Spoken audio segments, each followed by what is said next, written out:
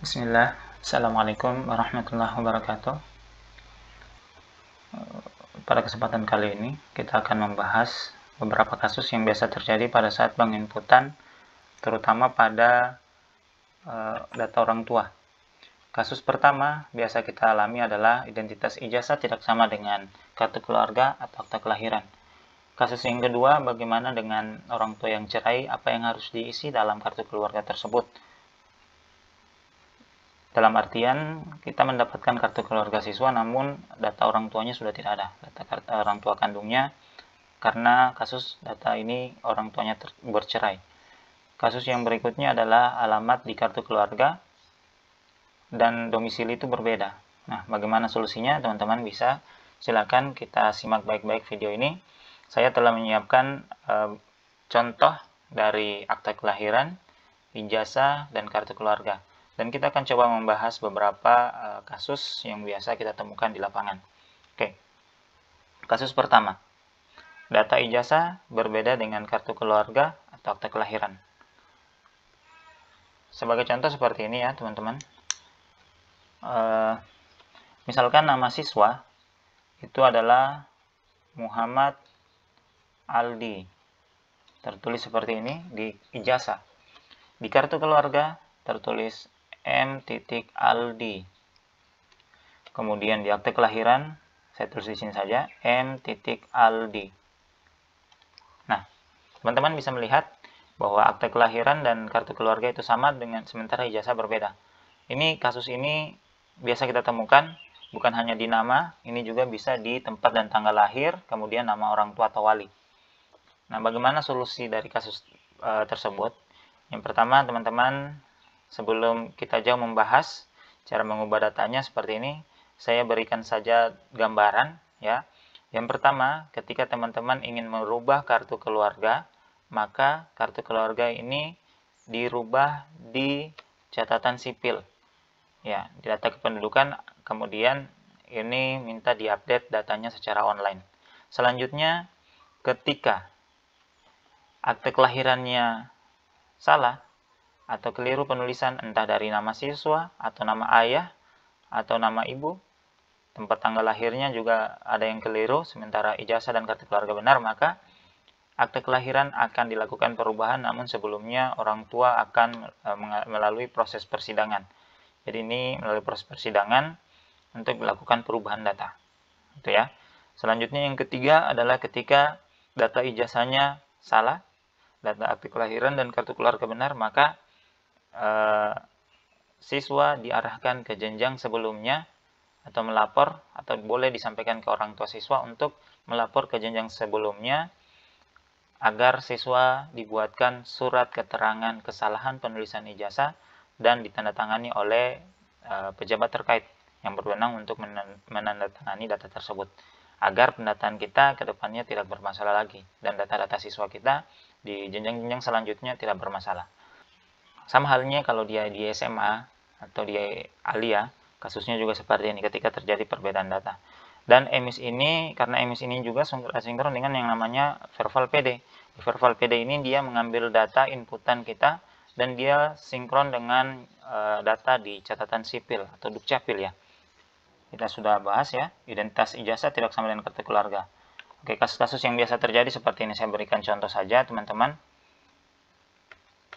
Anggaplah nama dari siswa kita tertulis di sini adalah M. Aldi. Di kartu keluarga Muh Aldi dan di akte kelahiran tertulis Muh Aldi. Oke, teman-teman bisa lihat akte kelahiran datanya sama dengan kartu keluarga. Sedangkan ijazah berbeda. Nah, solusinya teman-teman, jika ingin mengikuti ini dan ini, maka teman-teman bisa mengarahkan ke orang tua untuk melapor ke jenjang sebelumnya, atau di SD atau di SMP-nya, intinya jenjang pendidikan sebelumnya, untuk dibuatkan surat keterangan. Nah, keterangan ini adalah surat keterangan kesalahan penulisan ijazah. Nah, seperti itu. Selanjutnya, misalkan akte kelahirannya tertulis M. Aldi. ijazahnya tertulis M.Aldi, sedangkan kartu keluarga tertulis Mu.Aldi. Teman-teman juga sudah tahu ya, karena ini sudah sama dan ini sama, maka kita menyampaikan ke orang tua untuk dilakukan update data kartu keluarga di catatan sipil. Tentunya ini adalah tugas dari orang tua untuk memperbaiki atau mengubah data anaknya. Bisa saja kekeliruan penulisan ini ketika penginputan di awal ada kesalahan, maka orang tua bisa melampirkan contoh atau bukti dokumen yang benar ini dan disampaikan untuk dilakukan updating. Kemudian nanti data ini, teman-teman, data yang sudah diupdate melalui data catatan sipil, maka data siswa kita di Verbal PD itu nanti ketika ada edit identitas yang sesuai di menu edit identitas ini, nanti datanya itu teman-teman bisa akan melihat bahwa datanya ini tinggal diupdate data secara online ya. Tidak perlu lagi mengupload berkas dokumen seperti ijazah atau kartu keluarga. Kasus tadi sudah teratasi ya, seperti ini. Kemudian kasus berikutnya adalah nama siswa di ijazah dan kartu keluarga sudah sama, sedangkan di catatan sipil tertulis seperti ini, Mu.Aldi. Oke. Ini teman-teman juga berikan pemahaman kepada orang tuanya. Kalau dia tetap bersikeras mengikuti data yang ada di catatan sipil untuk akte kelahiran, karena merasa data ini yang paling benar dan ijazah salah dan kartu keluarga salah, maka silakan diberi pemahaman untuk mengubah data ijazah dan kartu keluarga dengan data yang benar. Ijazah dirubah, bukan data ijazah yang asli ini ya, bukan dirubah, namun maksud di sini adalah orang tua bisa melapor ke sekolah sebelumnya, di SD sebelumnya atau di SMP sebelumnya, MTS sebelumnya atau MI sebelumnya, untuk dibuatkan surat keterangan surat keterangan kesalahan penulisan ijazah. Kemudian di kartu keluarga silakan dilakukan updating data secara online di catatan sipil agar datanya ketika tersinkron dengan Verbal PD itu tidak bermasalah lagi nantinya. Oke, itu kasusnya. Oke, kasus berikutnya teman-teman, ini sering juga dialami dan teman-teman biasa menanyakan kepada kami bagaimana solusi untuk data siswa yang beberapa kasus terjadi di lapangan. Oke, terkait tutorial nama siswa tadi sama sebenarnya teman-teman. Kasusnya kalau misalkan nama ayah, nama ibu, kemudian tempat dan tanggal lahir berbeda, itu teman-teman solusinya tadi sudah kami paparkan. Bagaimana mengubah akte kelahiran, bagaimana mengubah ijazah, dan bagaimana mengubah kartu keluarga. Oke, kita lanjut untuk siswa dengan keterangan bahwa orang tuanya telah bercerai. Kasus pertama yang tertulis di sini adalah ibu kandung, ya, atau ayah kandung.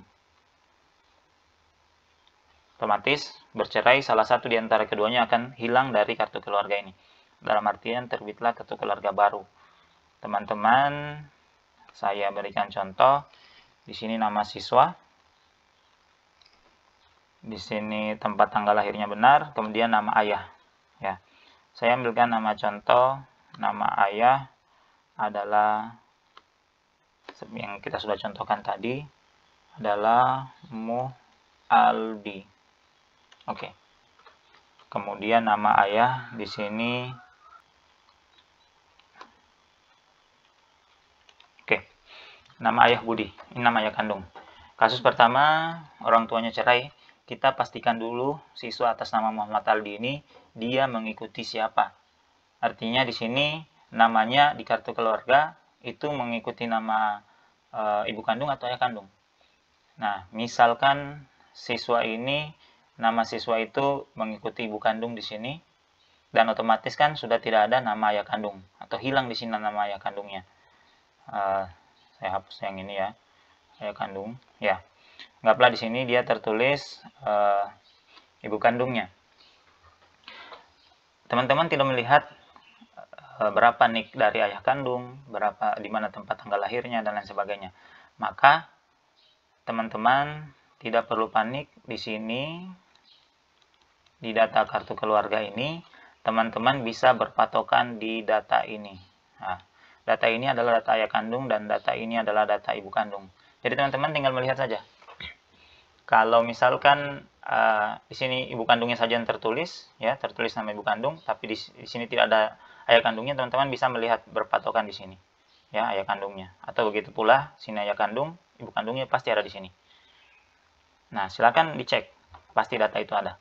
Jadi ketika kita menginput data siswanya, data siswa ayah kandung, ya tetap terisi nama ayah kandung di sini. Jadi teman-teman tidak bingung lagi dengan melihat ijazah bahwa di ijazahnya nama ayah kandungnya siapa.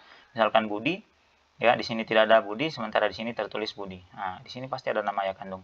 Jadi teman-teman, kasus ini sudah terpecahkan, teman-teman tinggal mengisi nama ayah kandung. Namun yang menjadi kendala teman-teman adalah data nik dari ayah kandungnya sudah tidak ada.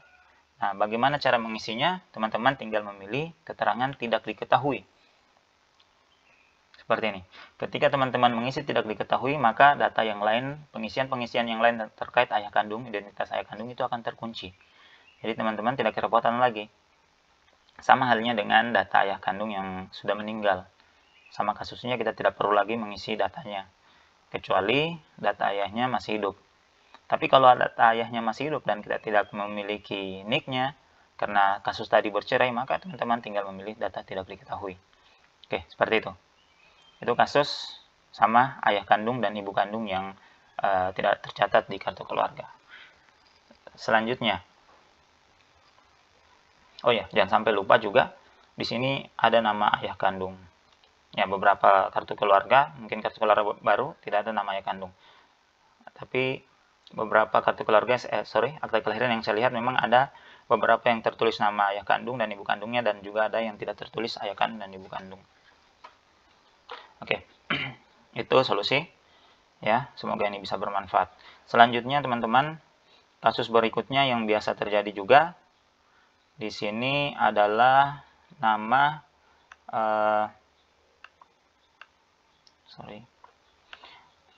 di sini nama siswa, ya, Aldi. Di sini nama ayah kandungnya tadi Budi. Ternyata dia mengikuti ibu kandungnya. Jadi keluarga di sini adalah ibu kandung, dan di sini yang tertulis, ya ibunya mungkin sudah menikah lagi, tertulis ayah tiri. Oke, di sini ibu kandung. Di sini tertulis Muhammad Aldi. Nah, jangan sampai terkecoh dengan tulisan ini, sampai-sampai menghapus nama ayah kandung di sini. Teman-teman menghapus nama ayah kandungnya, menghilangkan nama ayah kandung ini dengan nama ayah tiri. Padahal kalau teman-teman melihat di ijazahnya ini adalah nama ayah kandungnya, dan melihat juga di akta kelahirannya ayah kandung, mestinya teman-teman tidak perlu menulis ayah tiri sebagai nama ayah kandungnya. Kenapa seperti ini? Karena nanti akan bermasalah data ini. Ketika di kemudian hari siswa kita mendaftar menjadi anggota TNI atau Polri, juga seperti itu, terdapat data yang berbeda, maka data siswa kita berkasnya akan tertolak atau akan bermasalah. Sama halnya dengan siswa mengikuti misalkan tes CPNS, seperti itu. Nah, yang seperti inilah yang biasa terjadi di lapangan pada saat penginputan data data identitas orang tua pada siswa kita. Oke. Ya. Sama halnya tadi, kalau di sini tertulis ibu tiri, di sini ayah kandung, tetap teman-teman pacuannya teman-teman di sini ya. Saya ulangi.